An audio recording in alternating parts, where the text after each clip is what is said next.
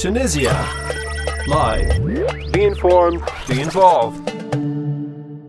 Mr. Paul Sullivan, welcome to Tunisia and thank you so much for your time. We are excited to have you right here, and basically we are interested to know more about entrepreneurship. You spoke about it in your presentation, but we would like to know more about the specific advice that you would have to the 750,000 young people who are currently unemployed in Tunisia.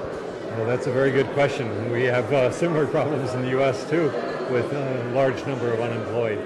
But I think the most important thing is to continue to get the education. I know the educational standards are very high in Tunisia, but nevertheless, things are changing so rapidly. If people are not on top of the current technology and the current concepts, there'll be a challenge.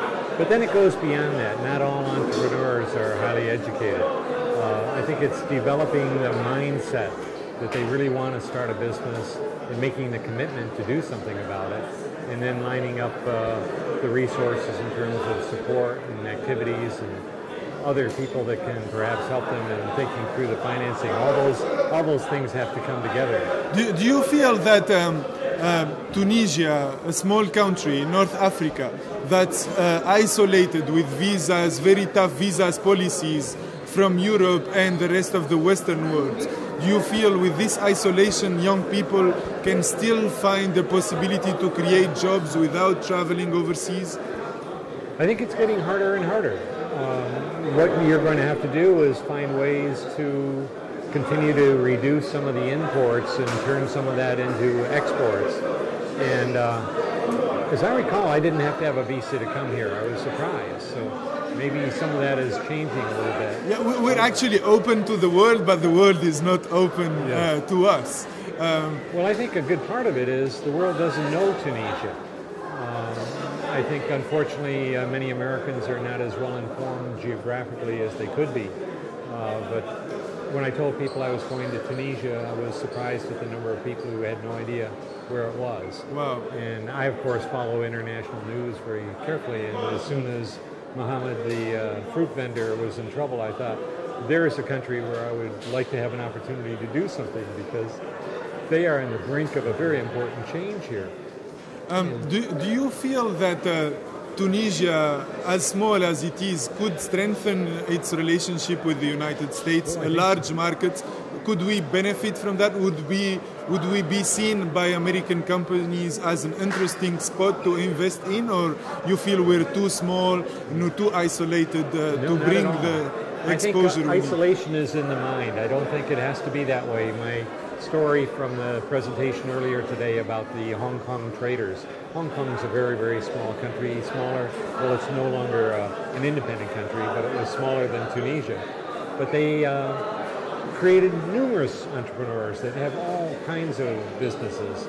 And you go back to Carthage, and you people were traders from 2,000 years ago too. I think there's more that could be done there. It's a matter of getting people motivated to do something. I think one thing that's becoming apparent to me is there's a need for more leadership at the first level and moving up to middle level. I see so many talented people around, but they're waiting for somebody to point them in a new direction and tell them this is our goal and this is what we need to do together to make something happen. So I think if people have good ideas and can create new services or products or processes, there's a lot that could be done in terms of new jobs. Oh, thank you.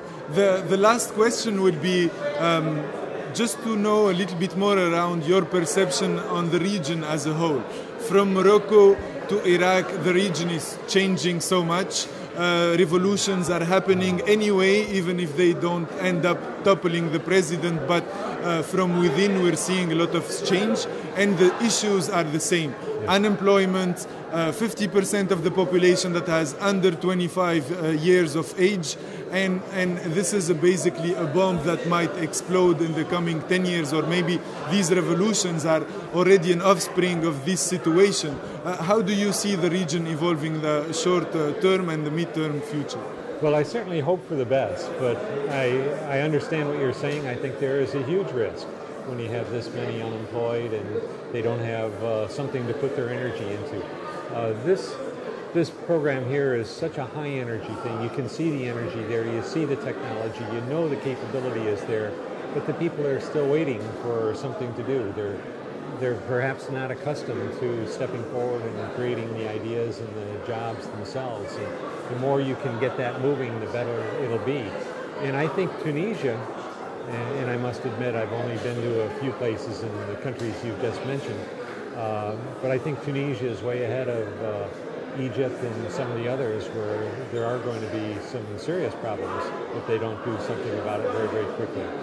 Mr. Paul Sullivan, thank you so much for your time. We're really happy to have you on TunisiaLive.net. Thank you so much. My pleasure. Thank you very much. Bye. Available on TunisiaLive.net.